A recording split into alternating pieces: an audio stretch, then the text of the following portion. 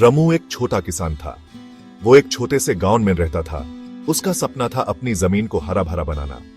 वो चाहता था कि उसकी जमीन पर फसल ले और वो खुश रहे। रमू बहुत मेहनती था। वो रोज सुबह जल्दी उठता था और अपनी जमीन पर काम करता था। वो अपनी जमीन से बहुत प्यार करता था। उसकी जमीन उसके लिए सब कुछ थी। वो जानता था कि अगर उसकी जमीन सूख गई तो उसका जीवन भी सूख जाएगा। लेकिन एक बड़ी समस्या थी। 3 साल से गांव में बारिश नहीं हुई थी। सब जगह सूखा पड़ गया था। नदी नाले सब सूख गए थे। किसान परेशान थे। उनकी फसल सूख रही थी। लोग गांव छोड़कर जाने लगे। वो जानते थे कि अगर बारिश नहीं हुई तो वो मर जाएंगे। रामू ने भी सोचा कि उसे भी गांव छोड़ देना चाहिए।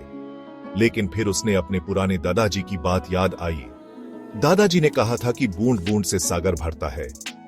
रमू ने सोचा कि उसे भी कुछ करना चाहिए। वो गांव के बुढ़ों से मिला। उन्होंने रमू को एक तालाब बनाने की सलाह दी।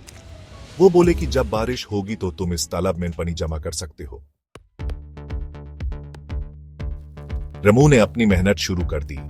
वो रोज मिट्टी खोटा और एक बड़ा सा गड्ढा खोटा गया। लोग उस पगल कहते थे।